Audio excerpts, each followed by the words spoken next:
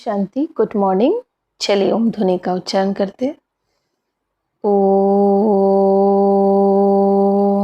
शांति, ओम शांति, ओम शांति, ओम शांति, ओम शांति,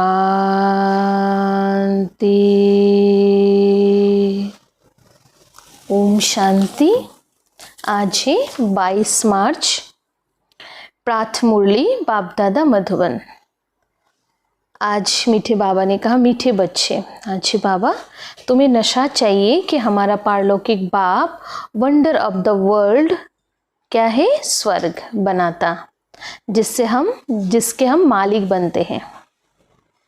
प्रश्न है, बाबा के संग से तुम्हें क्या क्या प्राप्तियां होती हैं?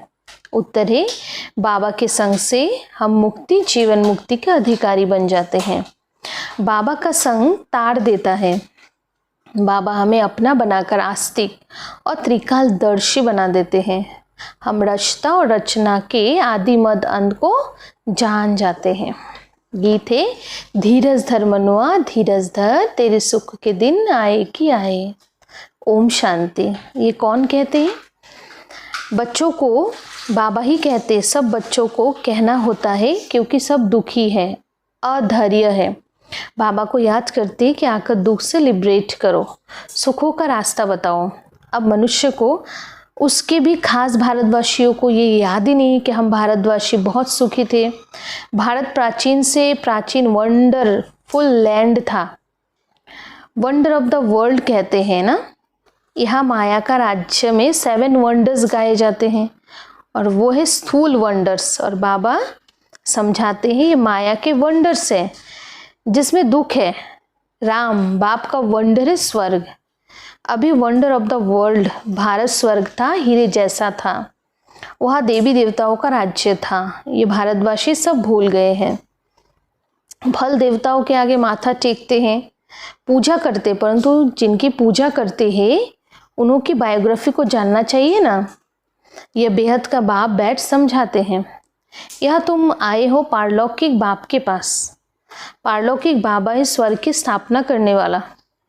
ये कार्य कोई मनुष्य नहीं कर सकते हैं। इनको भी बाबा कहते हैं, हे श्री कृष्ण के आत्मा, तुम अपने जन्मों को नहीं जानते हो। तुम श्री कृष्ण थे तो सतो प्रधान थे, फिर 84 जन्म लेते, अभी तुम तमो प्रधान बने हो। भिन्न भिन्न नाम तुम्हारे ऊपर पड़े हैं। अभी तुम्हारा नाम ब्रह्मा रखा है। ब्रह्मा सो विष्णु व श्री कृष्ण बनेगा। बात एक ही है, ब्रह्मा सो विष्णु, विष्णु सो ब्रह्मा। ब्रह्मा मुख वंशावली, ब्राह्मण सो फिर देवता बनते हैं, फिर वही देवी देवता फिर शूद्र बनते हैं। अभी तुम ब्राह्मण बने हो। अभी बाबा बैठ तुम बच्चों को समझाते हैं। यह है भगवानुवाच। तुम हो गए हो स्टूडेंट, तो तुमको कितनी खुशी होनी चाहिए, परंतु इतनी खुशी रहती नहीं है। धनवान धन के नशे में बहुत खुश रहते हैं ना। यह भगवान के बच्चे बने हो तो भी इतना खुशी भी नहीं रहती है। तो खुशी की बात होनी चाहिए ना। सर्वश्रेष्ठ सर्वशक्तिमान हस्ती वो हमारा बाप है, हम उनके बच्चे हैं, तो बाबा ने कहा खुशी होनी चाहिए ना। धनवान धन के नशे में बहुत खुश रहते हैं ना। यह भगवान के बच्चे बने हो तो भी इतनी खुशी नहीं रहती है। समझते नहीं, पत्थर बुद्धि है ना। तकदीर में नहीं तो ज्ञान की धारणा भी कर नहीं सकते हैं। अब तुमको बाप मंदिर का लायक बना रहे हैं, परंतु माया का संग भी कम नहीं है। गाया हुआ है, संग तारे कुसंग बोरे। बाबा का संग तुमको मुक्ति, जीवन मुक्ति में ले जाते हैं, फिर रावण का कुसंग तुमको दुर्गति में ले जाता है। 5 विकारों का संग हो जाता है ना। भक्ति में नाम कहते हैं सत्संग, परंतु सीढ़ी तो नीचे उतरते रहते हैं। सीढ़ी से कोई धक्का खाएगा तो जरूर नीचे ही गिरेगा ना। सर्व का सदगति दाता एक बाप है। कोई भी होंगे भगवान का इशारा ऊपर में ही करेंगे ना। अब बाबा बिगर बच्चों को परिचय कौन दे?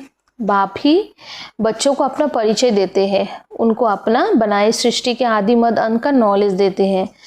बाबा कहते मैं आकर तुमको आस्तिक भी बनाता हूँ, त्रिकालदर्शी भी बनाता हूँ। ये ड्रामा है, ये कोई साधु संत आदि नहीं जानते हैं। वो होते हैं हद के ड्रामा, यह है बेहद का ड्रामा। यह इस बेहद के ड्रामा में हम सुख भी बहुत देखते हैं तो दुख भी बहुत देखते हैं। इस ड्रामा में कृष्ण और क्रिश्चियन का भी कैसे हिसाब किताब है। उन्होंने भारत को लड़ाए राजाई ली। अभी तुम लड़ते नहीं हो, वो आपस में लड़ते हैं, राजाई तुमको मिल जाती हैं। ये ड्रामा में नूंद है, ये बातें कोई भी नहीं जानते हैं। ज्ञान देने वाला ज्ञान का सागर एक ही बाप है जो सर्व का सद्गति करते हैं। भारत में देवी देवताओं का राज्य था तो सद्गति थी, बाकी सब आत्माएं मुक्ति धाम में थे। भारत सोने का था, तुम ही राज्य करते थे। सतयुग में सूर्यवंशी राज्य था, अभी तुम सत्यनारायण की कथा सुनते हो। नर से नारायण बनने की ये कथा है, ये भी बड़े अक्षरों में लिख दो। सच्ची गीता से भारत सचखंड बर्थ पाउंड बनता है। बाबा ही आकर सच्ची गीता सुनाते हैं, सहज राजयोग सिखलाते हैं तो बर्थ पाउंड बन जाते हैं। बाबा टोट के तो बहुत समझाते हैं, परंतु बच्चे देह अभिमान के कारण भूल जाते हैं। देही अभिमानी बने तो धारणा भी हो, देह अभिमान के कारण धारणा भी नहीं होती है। बाबा समझाते हैं, मैं थोड़ी ही कहता हूँ कि मैं सर्वव्यापी हूँ, मुझे तो कहते भी है तुम माता पिता, कहते भी हो ना तुम माता पिता हम बालक तेरे, तो इसका अर्थ क्या है? तुम्हारी कृपा से सुख घनेरे। अभी तो दुख है। ये गायन किस समय का है ये भी समझते नहीं है। जैसे पंछी चू चू करते रहते हैं, अर्थ कुछ नहीं, वैसे ये भी चू चू करते रहते, अर्थ कुछ भी नहीं। मनुष्य जो आए सो बोलते रहते हैं, समझते कुछ नहीं है। बाबा बैठ समझाते ये सब है अनराइटियस। किसने अनराइटियस बनाया? रावण ने। भारत सचखंड था तो सब सच बोलते थे, चोरी ठगी आदि कुछ भी नहीं था। वहाँ कितनी चोरी आदि करते हैं, दुनिया में तो ठगी ही ठगी है। इसको कहा ही जाता है पाप की दुनिया, दुख की दुनिया। सतयुग को कहा ही जाता है सुख की दुनिया। यह विशेष वेश्यालय दुनिया सतयुग शिवालय। बाबा कितना अच्छी रीति से बैठ समझाते हैं, नाम भी कितना अच्छा है, ब्रह्मा कुमारी ईश्वरीय विश्वविद्यालय। अब बाबा का समझदार बनाते हैं, कहते हैं इन विकारों को जीतो तो तुम जगत जीत बनेंगे। ये काम महाशत्रु है। बच्चे बुलाते भी है इसलिए है कि हमको आकर गॉडेस देवता देवी देवता बनाओ। बाबा की यथार्थ महिमा तुम बच्चे जानते हो।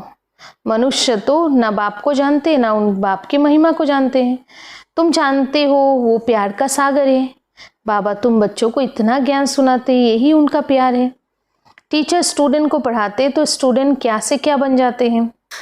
तुम बच्चों को भी बाप जैसा प्यार का सागर बनना है, प्यार से कोई को भी समझाना है। बाबा कहते तुम भी एक दो को प्यार करो। नंबर 1 प्यार है बाबा का परिचय दो। तुम गुप्त दान करते हो, एक दो के लिए घृणा नहीं रहनी चाहिए, नहीं तो तुमको भी डंडे खाने पड़ेंगे, सजा खानी पड़ेगी। किसी का भी तिरस्कार करेंगे तो डंडे खाएंगे। कभी भी किसी से नफरत नहीं रखो, तिरस्कार नहीं करो। देह अभिमान में आने से ही पतित बने हो। बाबा देह अभिमानी बनाते तो तुम पावन बनते हो। सबको यही समझाओ कि अब 84 का चक्र पूरा हुआ।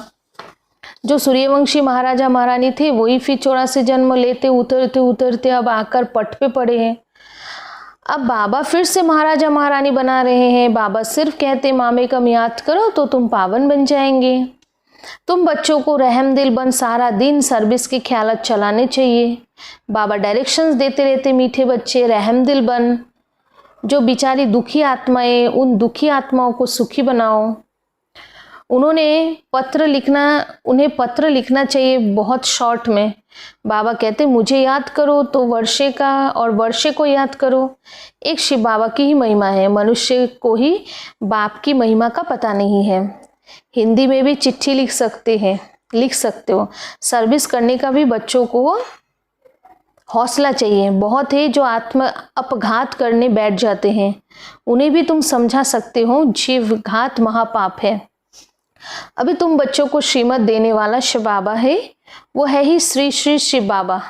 तुमको बनाते श्री लक्ष्मी श्री नारायण। श्री श्री तो वो एक ही है, वो कभी चक्र में आते ही नहीं है, बाकी तुमको श्री का टाइटल मिलता है। आजकल तो सबको श्री का टाइटल देते रहते हैं, कहाँ वो निर्विकारी, कहाँ ये विकारी, रात दिन का फर्क है।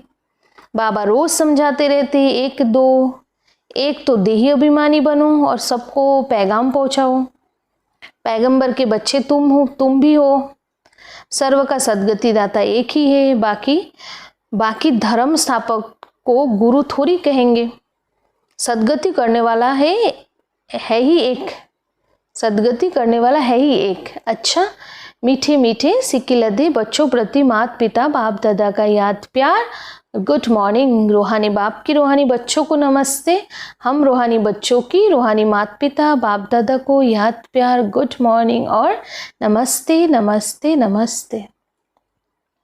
धारणा के लिए मुख्य सार है, नंबर 1, किसी से भी घृणा व नफरत नहीं करनी है। रहम दिल बन दुखी आत्माओं को सुखी बनाने की सेवा करनी है। बाप समान मास्टर प्यार का सागर बनना है। 2 नंबर है, भगवान के हम बच्चे हैं, इसी नशे व खुशी में रहना है। कभी माया के उल्टे संग में नहीं जाना है। देही अभिमानी बनकर ज्ञान की धारणा करनी है।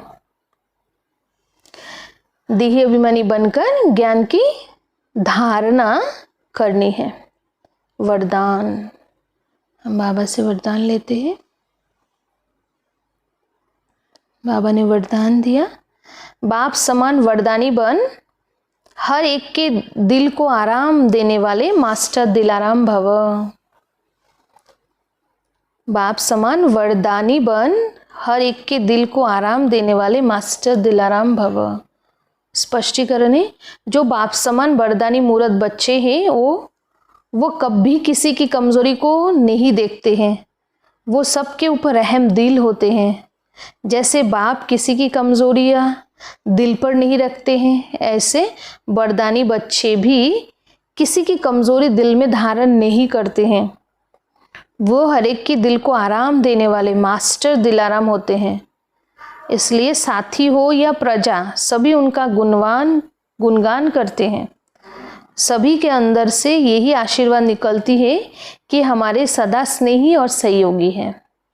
स्लोगन है, संगम युग पर श्रेष्ठ आत्मा वो है जो सदा बेफिक्र बादशाह है। तो देखना है हम कितना श्रेष्ठ है, कितना हम बेफिक्र बादशाह होकर के रहते हैं कि करण करावनहार बाबा हमारे साथ हैं। तो हमेशा बेफिक्र बादशाह होकर के रहना है।